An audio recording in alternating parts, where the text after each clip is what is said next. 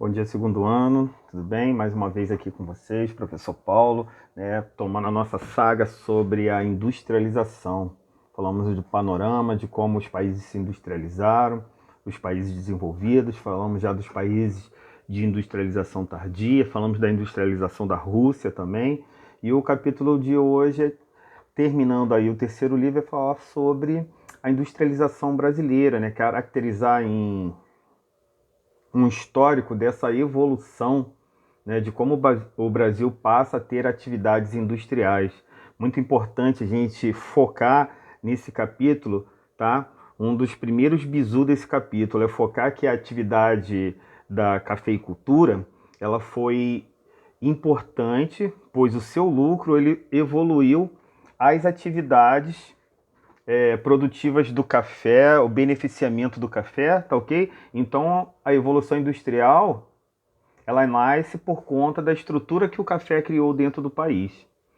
Mostrar também como é que foi a industrialização, né? Por que o Brasil se industrializou, né? Lembrar que a substituição das importações, né, que começa lá no período entre guerras, tá? Aí depois com Juscelino Kubitschek, depois ou antes com Getúlio Vargas, depois com Juscelino Kubitschek, tá? A era Vargas, a era JK e a era dos governos militares, tá? Sempre se pautando em criar infraestrutura para que nós tivéssemos mais atividades industriais, ok? E aí então também identificar os processos atuais de industrialização, né? Por que é importante hoje descentralizar as atividades industriais, né? Já temos tecnologia, já temos tecnologia na informação, tecnologia nos transportes, em infraestrutura, né? A gente vai até chamar a descentralização das indústrias, né, de guerra fiscal, tá? Só para a gente ter uma ideia, né? E reconhecer quais são as principais áreas da atividade industrial no país, tá? Lembrando que a região, porquê da região sudeste, né?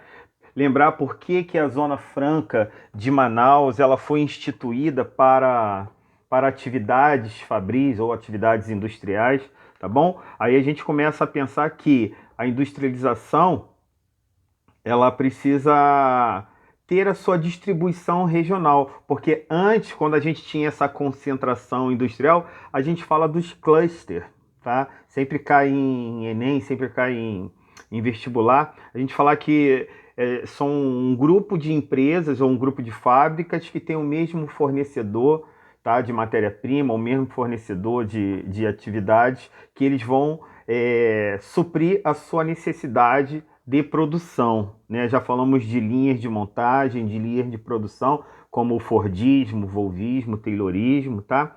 E aí a gente começa a pensar, a atividade industrial, ela vai focar na economia cafeeira, principalmente porque os imigrantes que vieram substituir a mão de obra dos, dos escravos que aqui nós tínhamos, foi importante porque nasceu ali é, a vontade de que eles queriam trabalhar, queriam beneficiar o café, foram estabelecidas o que então?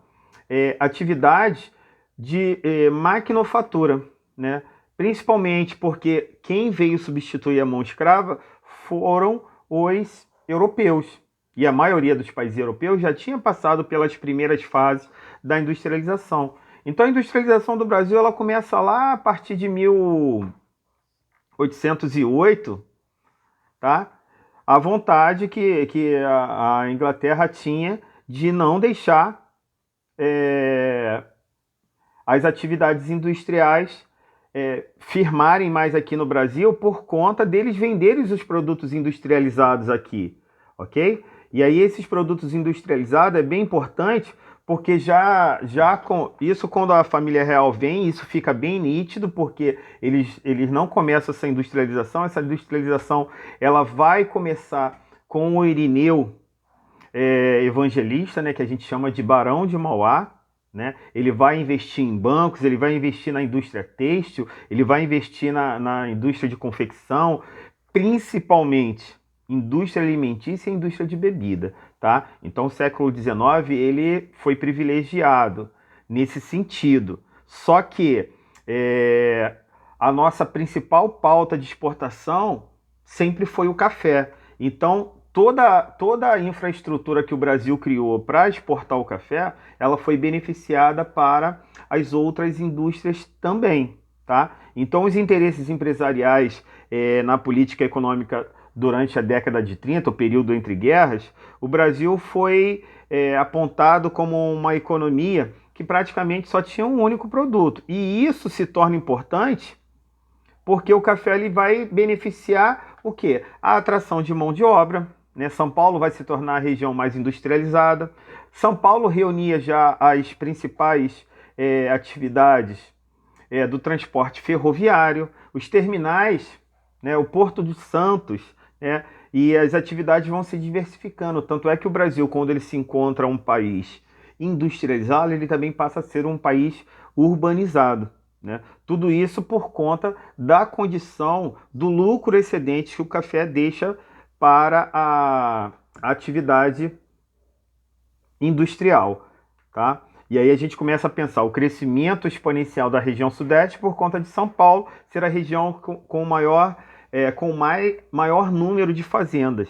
O acúmulo de capital do café. Então a cidade de São Paulo ela vai reunir todas as condições favoráveis para começar a industrialização do país, tá? E aí então a gente começa a perceber que a industrialização ela tem que ter mais infraestrutura. Então, lá na década de 40, década de 50, né, o período de Getúlio Vargas, ele vai investir em infraestrutura, ele vai criar as indústrias de base, que a gente estudou no capítulo 1 deste livro, indústria extrativista, né, indústria de base, que ele cria a Companhia Vale do Rio Doce e ele cria a Companhia Siderúrgica Nacional de Volta Redonda, pensando como a indústria de base, indústria que produz para as outras indústrias, maquinários, peças, tá? Muito importante para que isso vá fazer com que o Brasil produza os produtos industrializados que ele não consegue comprar porque toda a Europa estava se reestruturando para voltar à guerra, né? Em 39, e ao mesmo tempo os Estados Unidos, o foco também era produzir itens bélicos, materiais que poderiam ser vendidos para a Europa. E aí, então o que Getúlio Vargas ele vai pensar? Em substituir o que nós comprávamos de importação. Tá? Então a nossa industrialização fica conhecida como substituição das importações. Diferente dos outros países, lembra que semana passada eu botei um asterísticozinho no Brasil e falei que a China, a Índia, os tigres asiáticos, o México, a Argentina, eles se industrializaram pós Segunda Guerra Mundial, assim como o Brasil, só que o Brasil ele passou a produzir itens necessários para suprir o mercado interno. Aqueles produtos que não podiam ser mais importados, vamos dizer assim. Diferente deles que foram plataforma de exportação. Eles produziam para poder vender no país de onde era aquela devida multinacional. Tá? Então o governo de Getúlio Vargas ele tem que criar a base para tudo isso. Precisamos de uma empresa extrativista de petróleo. O que ele vai criar? A Petrobras. Atividade de exploração, de refino, tá? Ele vai criar o BNDES, o Banco Nacional de Desenvolvimento Econômico e Social, BNDES, tá? Por quê? Porque ele precisa financiar essas obras, ou as pequenas empresas, as grandes empresas também, por que não, né? A gente pode pensar assim também. Então, desenvolvimento de indústria, e só que a nossa indústria ela é pautada naquela configuração de indústria de bens de consumo não duráveis, que é o quê? Alimentos e bebida, vestuário, indústria têxtil, tá ok? E aí então a gente começa a pensar que, saindo Getúlio Vargas, né, a gente entra com um plano de metas, aí a gente lembra de Getúlio Vargas, né? Qual era o slogan dele? O que não foi feito em 5 anos, o que não foi feito em 50 anos de Brasil, ele faria em 5, ok?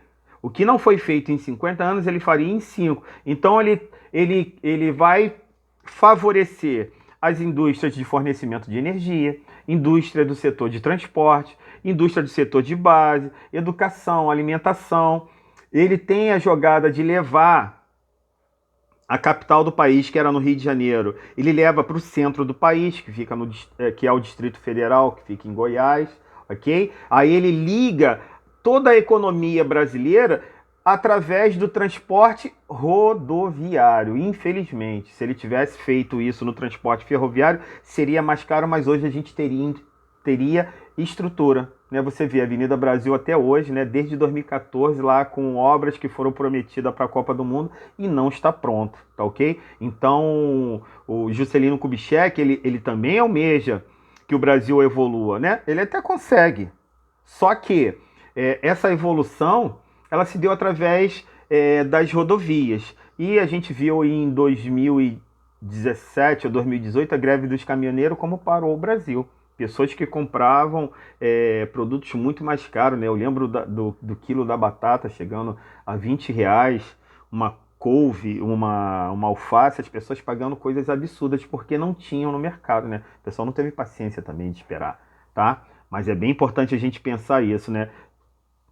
O setor estratégico, a estratégia foi desenvolver as rodovias. Mas por que desenvolver as rodovias, professor? Porque as indústrias automobilísticas, né, a partir já da finalzinho da década de 60, né, a partir de 50, quer dizer, desculpa, a partir de 50, as primeiras montadoras, a Volkswagen, ela vem para o Brasil. Então por que eu vou fazer ferrovia? Porque se tá vindo uma indústria automobilística. Ok? Então começa a pensar assim, porque tudo foi venda casada, tá? Veio as automobilísticas, aí vem também as empresas farmacêuticas, as empresas químicas, né? A gente tem um grande exemplo aqui, que é a Bayer do Brasil, que é no município de Belford Roxo, né? Ela queria sair daqui do Rio de Janeiro por conta da guerra fiscal, mas não deixaram sair, né? Fizeram de tudo para que ela ficasse, por conta de já estar aqui há muito tempo. Mas como é que eu consigo fazer a atração dessas empresas, até para elas não saírem do local de origem? A gente dá incentivo fiscal, a gente ausenta de pagar algum imposto, tá? A gente doa terreno. Porque eu sei que o IPTU, o ICMS que vai ter, a mão de obra que vai absorver aquela indústria ali, vai ser importante para o município, tá? Automaticamente importante para o Estado. Então o município, o Estado que consegue tirar uma empresa dessa, aí a gente vai lembrar do período militar que eles criam a Zona Franca de Manaus. Né? Eles levam para dentro de Manaus o setor eletroeletrônico, o setor de alimentos e bebidas, né? O setor industrial que eu estou falando.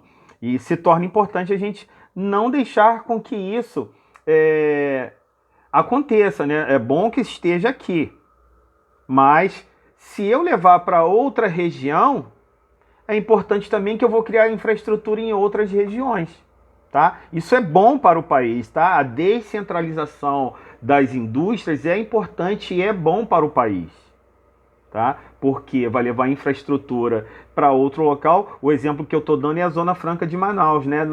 Imagina, na década de 70, uma extensa rede de rodovia, ligando lá Manaus, ligando as hidrovias, tá? Um significativo crescimento industrial naquela região, criou-se novas, né, tá? Vamos falar um pouquinho até do período dos governos militares, tá? E aí então, até 1973 a gente chamou de um milagre econômico, né? Entre aspas, assim, um milagre econômico, porque eles fundaram muitas indústrias. Uma delas é a fundação da Embraer, tá? O projeto da Zona Franca de Manaus, a infraestrutura da ponte Rio-Niterói, né, ligando o Rio a Niterói. Tá? A década de 70 foi bem importante, aí é quando o Brasil se configura realmente num país industrializado. E aí se a gente for pegar 1970 para o começo da industrialização lá em Manchester, no Reino Unido, a gente tem uma defasagem aí de 220 anos, porque lá foi no século XVIII, segunda metade do século XVIII, 1750. Lembra que eu falei isso quando a gente falou do panorama industrial? Tá? Então a gente vê que a gente perde muito. Mas nesse período atual, a gente tem indústrias sendo fomentadas, principalmente startups, tá? E a gente tem conseguido atrair indústria. Só que o modelo hoje faz com que, assim, aquele que oferece mais benefícios para as indústrias é aqueles que conseguem trazer mais. E aí, então, falando um pouquinho da indústria no período atual, o período atual, na década de 90, com o governo do Fernando Collor, com o governo do Fernando Henrique Cardoso, do Itamar Franco, né, que foi o vice do Fernando Collor, tá? Você já deve ter estudado isso na disciplina de História também. Eles tiveram que fazer uma abertura econômica, o Fernando Collor, o neoliberalismo, dificuldade de competir com produtos que vinham sendo negociados da China, da Índia, do Sudeste Asiático, como a gente falou, né? Perda por conta do mercado mundial. Essa abertura econômica não foi tão bom. Repatriação das exportações, e aí então o Brasil ele começa um neoliberalismo, a gente começa a falar da fase das privatizações. O que é o neoliberalismo? O neoliberalismo foi o processo de desregulamentação das indústrias, abertura do mercado nacional para as indústrias virem produzir aqui dentro e ao mesmo tempo para os produtos industrializados, porque até o governo militar, o governo do Sarney, a gente não tinha produtos importados, né? Carros importados não existiam, não tinha mais como trazer para o Brasil. É a partir do governo do Fernando Collor que ele deixa fazer isso. Então foi uma facilitação da entrada de capitais, entrada de serviços internacionais, flexibilização das leis trabalhistas. A gente pôde ganhar menos, a gente pôde trabalhar mais, tá? A flexibilização das leis trabalhistas cabe isso. E aí, então, eu começo a privatizar, como eu falei semana passada para vocês, a Companhia Vale do Rio Doce. A gente privatizou o setor de telefonia, lembra que eu falei, né? A gente ia ter uma expansão da telefonia, mas não foi o Brasil que lucrou com isso, foi as empresas que vieram de fora, tá? A quebra do monopólio do petróleo aqui no Brasil. Então, tudo isso tem a ver com o período do neoliberalismo, tá? A gente fala mais um pouquinho sobre isso, nós vamos ter 3 tempos amanhã e a gente fala, aprofunda mais um pouquinho. Esse é um vídeo introdutório aí para nossa disciplina, falou? Valeu, segundo ano.